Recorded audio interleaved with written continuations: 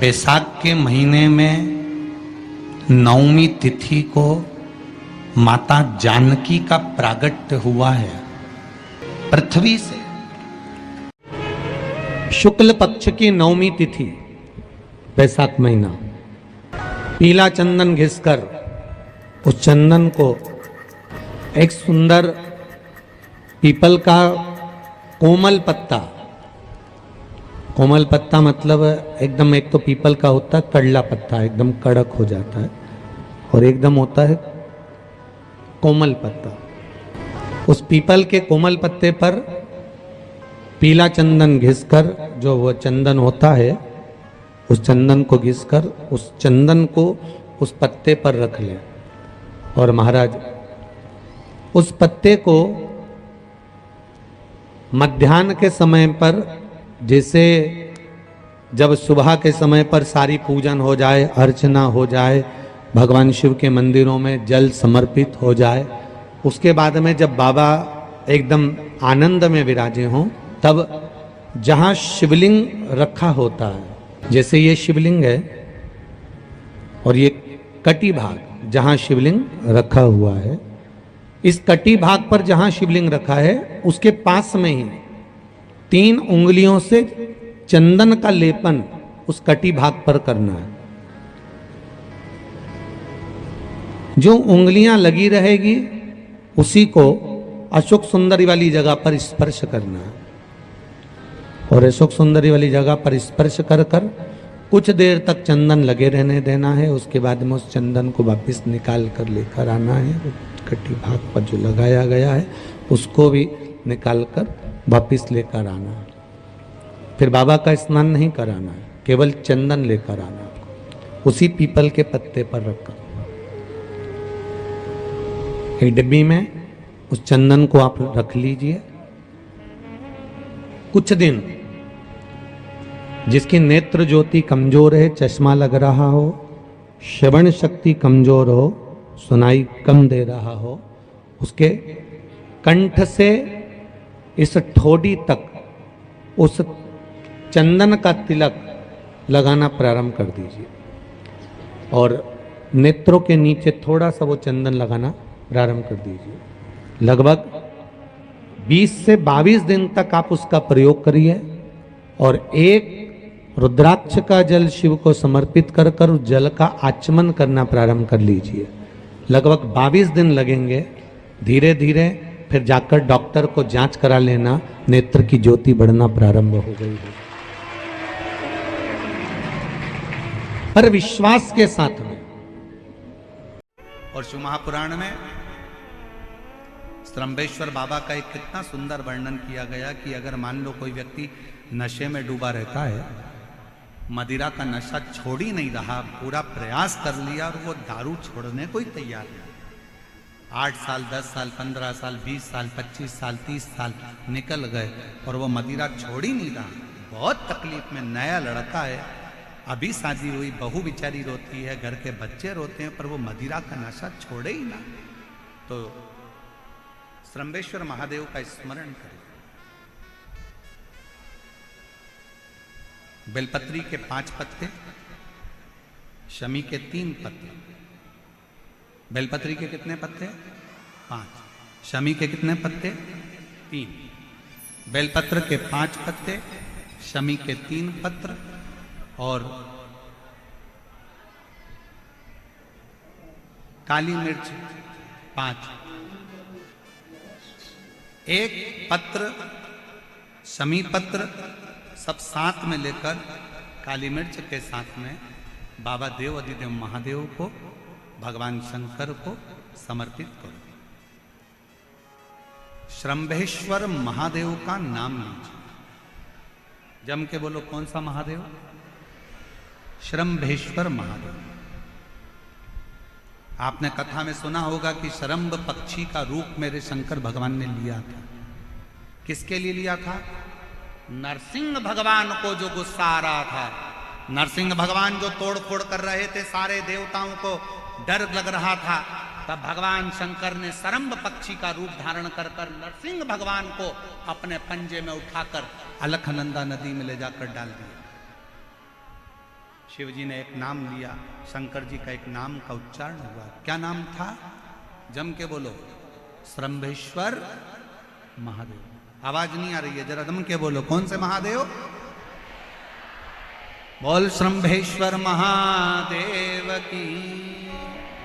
श्रंभेश्वर महादेव 5 बेलपत्र, 5 कमल काली मिर्च, 3 शमी पत्र शंकर जी को चढ़ाकर बाबा से शंभेश्वर महादेव का नाम लेकर विनय कर कर, बाबा आपकी कृपा होगी तो जीव नशे से मुक्त जरूर होगा।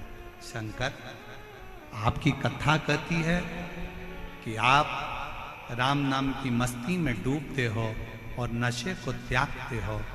बाबा, मेरे भी घर में एक व्यक्ति, उसका नाम ये है, ये गोत्र है, वो नशे में डूबा रहता है। बाबा, इसको नशे से बाहर निकालो। झोली पसार कर प्रणाम करो, अपने हाथ की हथेली को, जैसे ये जल बहने वाला जो स्थान है यहाँ, ये पानी जो यहाँ से बहकर आता है, अपने सीधे हाथ की हथेली को यहाँ लगाओ। सीधे हाथ की हथेली को यहाँ लगाकर, ये जो जलाधारी है, यहाँ अशोक सुंदरी का स्थान होता है, अपनी हथेली को यहाँ लगाओ। कार्तिकेय गणेश जी का जो स्थान जलाधारी पर होता है, वहाँ हथेली को लगाकर बाबा के शिवलिंग का स्पर्श कर कर जो चढ़ाई हुई सामग्री है उसको वापस उठा लो और लेकर आ जाओ। शमी पत्र मदिरा पीने वाले व्यक्ति के कक्ष में रख दो, और 1 बेलपत्र और 1 काली मिर्च जो मदिरा के नशे में लगा रहता है, सुबह के टाइम पर बेलपत्र, शाम के समय पर काली मिर्च, किसी भी तरह से उसको खाने में देना प्रारंभ करिए। 15 दिन बाबा का चढ़ा हुआ जल शंभेश्वर महादेव के नाम से दीजिए। ज्यादा से ज्यादा 20 दिन 22 दिन के अंदर वो धीरे धीरे मदिरा छोड़ना प्रारंभ कर देगा, मदिरा से दूर होता चलेगा। शिव तत्व है, शंकर ओ घड़ी, शिव ओ घड़ी। फिर से एक बार भगवान का नाम लीजिए। कौन से महादेव? श्रंभेश्वर महादेव। और ये नाम कोई साधारण नाम नहीं है। कितना भी घर में झगड़ा हो रहा हो, भाई भाई का झगड़ा हो, रिश्तेदारों का झगड़ा हो, कोर्ट कचहरी चल रही हो, अगर आप तकलीफ में हैं तो 1 लोटा जल श्रंभेश्वर महादेव के नाम से शिव जी पे चढ़ाओ। धीरे धीरे धीरे धीरे अंतर है। कोई कोमा में पड़ा है, व्हीलचेयर पर पड़ा है, हॉस्पिटल में पड़ा है, डॉक्टर ने कह दिया कि अब भगवान के ऊपर है, हमने सारी दवाइयां दे दी, गोलियां दे दी, सारा इलाज कर लिया, अब ये उठेगा नहीं उठेगा, चलेगा नहीं चलेगा, आगे बढ़ेगा नहीं बढ़ेगा, इसकी जवाबदारी हमारे पास नहीं है। उस समय पर केवल ध्यान देना, अशोक सुंदरी, गणेश जी, कार्तिकेय वाले स्थान पर 1-1 चावल का दाना 3 रखो। अगर पी ले तो ठीक है, नहीं पी सकता, उसके शरीर पर उस जल को लगाना रोज प्रारंभ करो। धीरे धीरे वो कोमा से भी बाहर निकलेगा, शरीर भी चलेगा और वो आगे बढ़ना प्रारंभ करेगा। श्रंभेश्वर महादेव के नाम मात्र में इतना बल होता है कि श्रंभेश्वर महादेव की यहां तक शिवपुराण कहती है कि जब जब श्रंभेश्वर महादेव की कथा आए और दिल से अगर आपने सुना है तो व्यक्ति रोग से, दुख से निवारण होता ही है। वो श्रंभेश्वर महादेव, श्रंभेश्वर।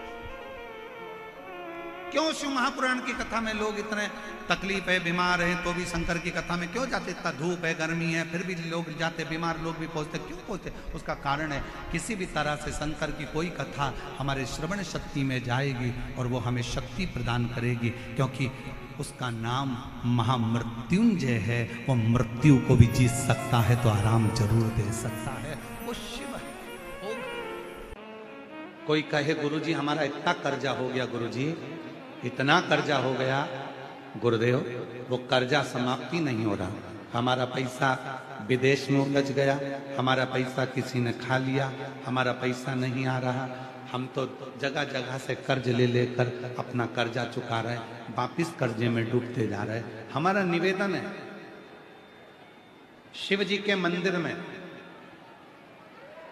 भगवान शंकर को अगर आप जल चढ़ाने के लिए रोज जाते हो, प्रतिदिन जाते हो, आप जब शिव जी को जल चढ़ाते हो तो आप जल चढ़ाने के बाद अपने हाथ की ये 3 रेखाएं, ये 3 उंगलियां, अपने हाथ की ये 3 उंगलियां 3 स्थान पर स्पर्श करो।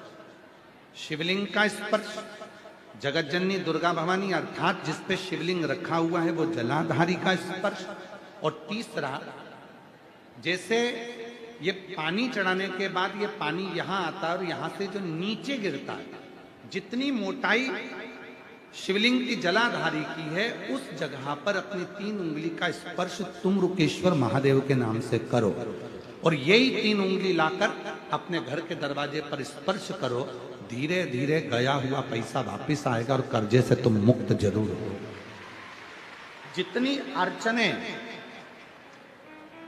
जीवन की जितनी अड़चने हैं, ये तुमरुका जी के नाम का स्मरण करने से, तुमरुकेश्वर महादेव का स्मरण करने से छूट जाए। यहां तक जिनके ब्लॉकेज बता दिए गए हैं, हार्ट में ब्लॉकेज बता दिए गए हैं, नसें ब्लॉकेज बता दी गई है, डॉक्टर ने कहा है कि बाईपास कराना पड़ेगा। हम यहां तक कहें डॉक्टर का इलाज कराते रहो। डॉक्टर शिव का एक रूप होते हैं, भगवान शंकर का एक स्वरूप अगर कोई है तो वो पूरी दुनिया के डॉक्टर हैं। आप उनका कहना मानो, पर उनसे निवेदन करना, डॉक्टर साहब ऑपरेशन कराएं, कम से कम 10 घंटे दे दो, 10 घंटे के बाद ऑपरेशन करा लेंगे, 2 दिन दे दो। उस बीच में जाकर जल चढ़ाना तुमरुकेश्वर के नाम से, 7 बार एक ही लोटे का जल 7 बार तुमरुकेश्वर महादेव का नाम लेकर चढ़ाना, उसी जल को झेल कर लाना और तुमरुकेश्वर का नाम लेकर जिसकी नसें ब्लॉक है उस व्यक्ति के मुख में देना, और फिर 10 घंटे बाद डॉक्टर से कहना एक बार फिर जांच करो। धीरे धीरे नसें खुलना प्रारंभ हो जाती हैं तुमरुकेश्वर महादेव के नाम में। अड़चने जितनी आए, जितनी अटकलें आए, जितनी परेशानियां आए, जितनी जितनी तकलीफें आए, आप जब अड़चन में फंसो, जब अटकल में फंसो, जब कहीं तुम अटक जाओ, तब तुमरुकेश्वर महादेव का नाम स्मरण करो। तुमरुकेश्वर। और आज कहने में पीछे नहीं हटेंगे, दिल्ली की इस पवित्र धरा पर आप लोग इतने लाखों की संख्या में आए हैं और पूरा देश इस कथा को देख रहा है, पूरा विश्व इस कथा को सुन रहा है। हम यहां तक कहेंगे मेरी जीजियों, यदि आप गाड़ी से सफर कर रहे हैं, वाहन में सफर कर रहे हैं, ट्रेन में सफर कर रहे हैं, फ्लाइट में सफर कर रहे हैं, कहीं मार्ग से निकल कर जा रहे हैं और कोई अड़चन आपको दिखती है, वहां भी आप 2 क्षण के लिए तुमरुकेश्वर महादेव का स्मरण करेंगे तो आपका राह, आपका मार्ग सुलभ होना प्रारंभ। बेटे को बुखार आ रहा है, बेटी को बुखार आ रहा है, पति को बुखार आ रहा है, पत्नी को बुखार आ रहा है, सास को बुखार आ रहा है, ससुर को बुखार आ रहा है, डॉक्टर की दवाई दे रहे हो, इलाज करा रहे हो, सब कुछ हो रहा है, आपका बुखार नहीं उतर रहा। अब देखने का कितना फल होता है वो देखिए आप। एक कटोरी में थोड़ा सा जल लीजिए, अपने घर में ही जल लेकर आप बैठ जाओ, 108 बार उस पानी को देखते रहो और श्री शिवाय नमस्तुभ्यम कहते रहो। उस पानी को देखते रहो, श्री शिवाय नमस्तुभ्यम, श्री शिवाय नमस्तुभ्यम, श्री शिवाय नमस्तुभ्यम। या पंचाक्षर मंत्र नमः शिवाय, नमः शिवाय, नमः शिवाय, नमः शिवाय। या षडाक्षर मंत्र ओम नमः शिवाय, ओम नमः शिवाय, ओम नमः शिवाय, ओम नमः शिवाय। उस जल को देखकर यदि तुमने 108 बार दिल से शिव जी के नाम का उच्चारण करा और उस जल को, उस जिसका बुखार नहीं उतर रहा है, उसको पिलाओ और थोड़ा सा शरीर पर लगाओ, आधे घंटे बाद मालूम पड़ेगा कि ताप उतरता है कि नहीं उतरता। जैसे पार्थिव पूजन करने वाली मेरी जीजियां जो पार्थिव का पूजन करती हैं, मिट्टी का शिवलिंग बनाती हैं, घर में गमले के अंदर पार्थिव पूजन कर लेती हैं, मिट्टी का शिवलिंग बना लेती हैं, मिट्टी के शिवलिंग की पूजन कर लेती हैं। मिट्टी का शिवलिंग, याद रखना ये पार्थिव शिवलिंग कोई साधारण नहीं होता।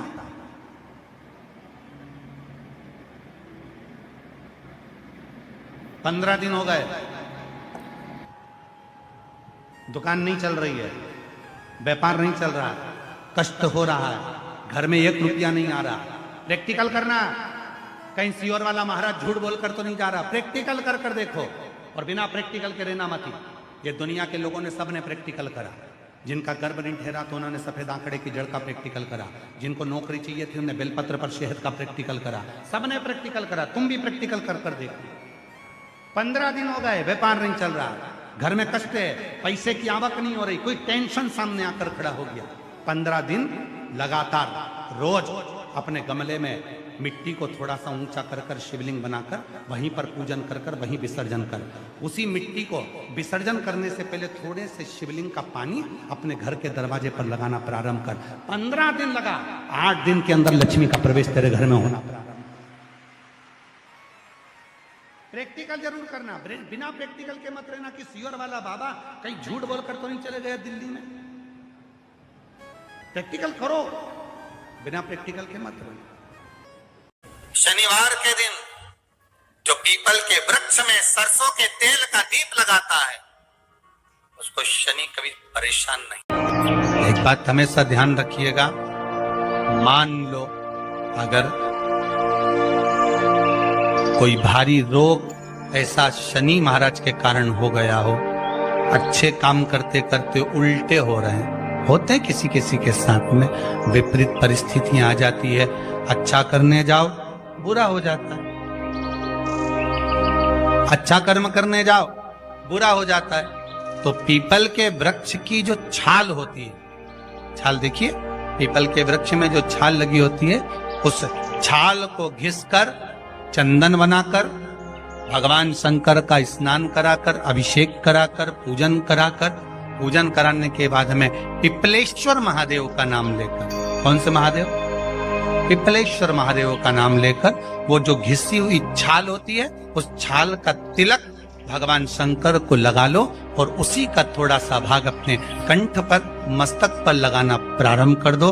धीरे धीरे जो विपरीत दशा है वो सुधरना प्रारंभ हो जाती है। पर नाम याद रखना, पिपलेश्वर, जम के बोलिए पिपलेश्वर महादेव।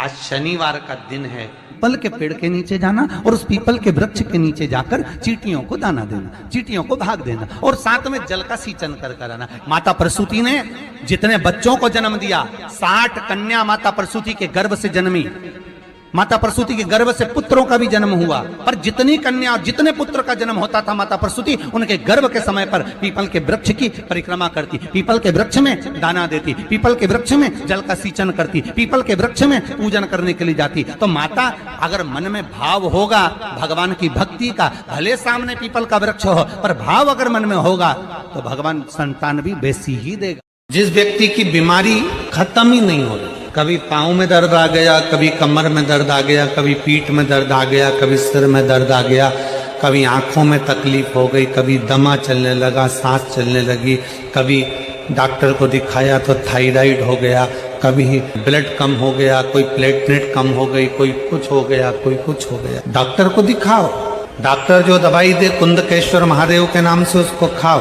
तुमको ऐसा लगे कि ये शरीर का रोग तो समाप्त हो ही नहीं रहा, एक ना एक रोग चल ही रहा, ये रोग समाप्त होने का नाम ही नहीं ले रहा। पिपलेश्वर महादेव का नाम लेकर और पिपलेश्वर महादेव का नाम लेकर किसी भी शिवालय में, शंकर के मंदिर में जाकर एक बेलपत्र रखकर उस जो प्रसाद तुम बना कर ले गए हो, जो तुम भोग बना कर ले गए हो, उसका स्पर्श कर कर पिपलेश्वर महादेव का नाम लेकर शंकर को उस भोग को रखकर, बेलपत्र रखकर शिवजी को 7 बार एक ही लोटे का जल, केवल एक लोटे का जल 7 बार उत्तर की ओर मुख कर कर दक्षिण में खड़े होकर शंकर के शिवालय पर 7 बार एक ही लोटे का जल 7 बार थोड़ा थोड़ा कर कर उसको गिरा दीजिए, शिव जी के ऊपर चढ़ा दीजिए 7 बार। बाद में जो प्रसाद पर आपने बेलपत्र रखी है उसी बेलपत्री को उठाकर शंकर के शिवलिंग पर चढ़ा दे। बाबा को प्रणाम करिए, बाबा मेरे शरीर का रोग समाप्त नहीं हो रहा।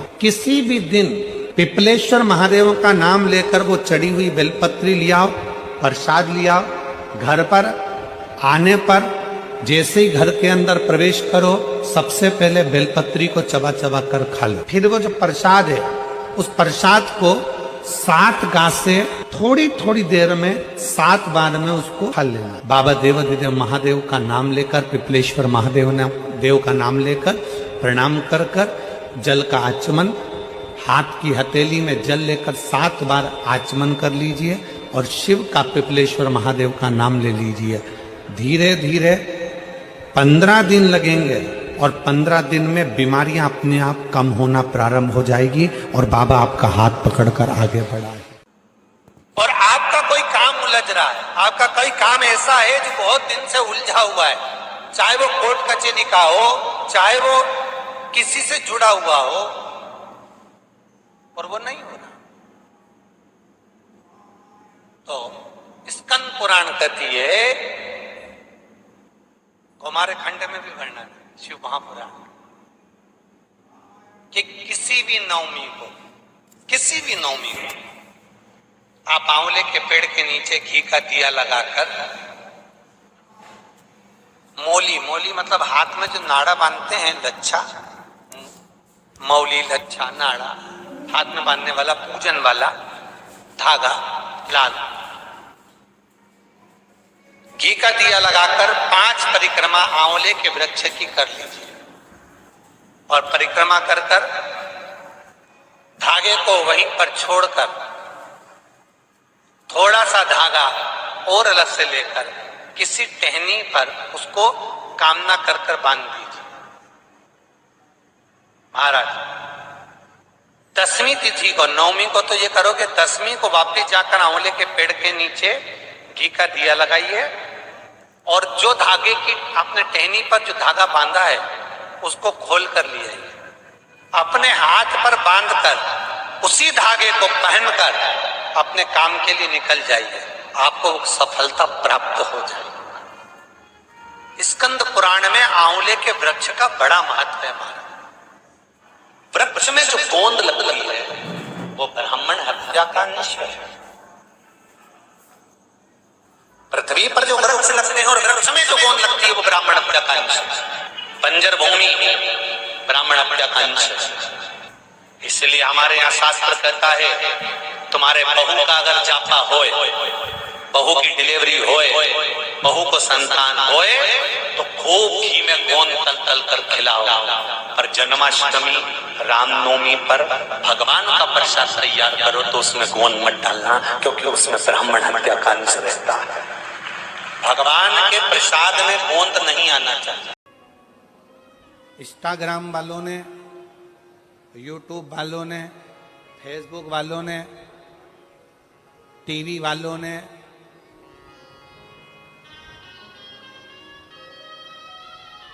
जितना फेसबुक है, जितना टीवी है, जितना इंस्टाग्राम है, जितनी सोशल मीडिया है, इन्होंने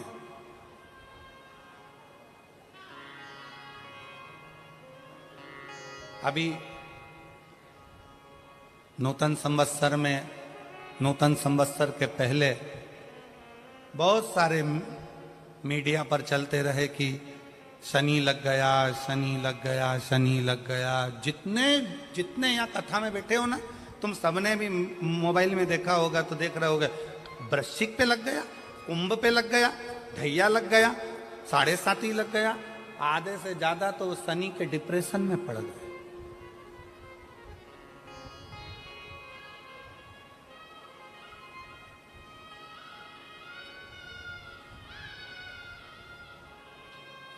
अरे भाई, शिव महापुराण की कथा को उठाकर देखिए, दुनिया के लोगों को शनि लगता है, शनि को शंकर लगता है।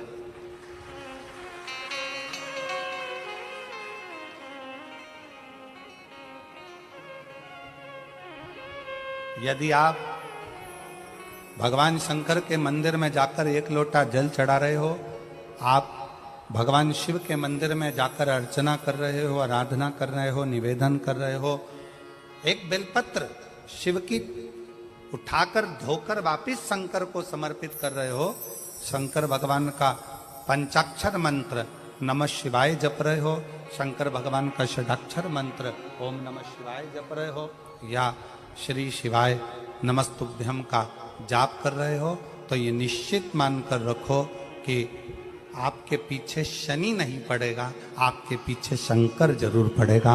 और शंकर जब हमारे पीछे पड़ेगा तो हमारा उद्धार अपने आप होगा। शिव शिव है, शंकर शंकर की आराधना करी। यम के प्राण छूट गए, सूर्य नारायण भगवान ने शंकर जी की आराधना करी। स्वयं मंगल देव ने भगवान शिव की आराधना करी।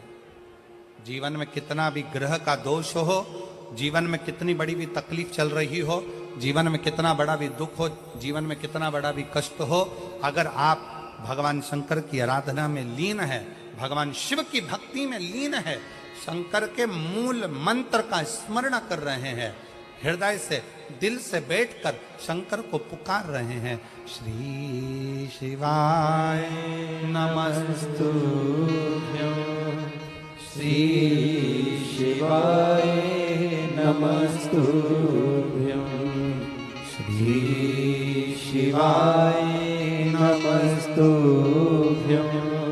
श्री शिवाय नमस्तुभ्यं,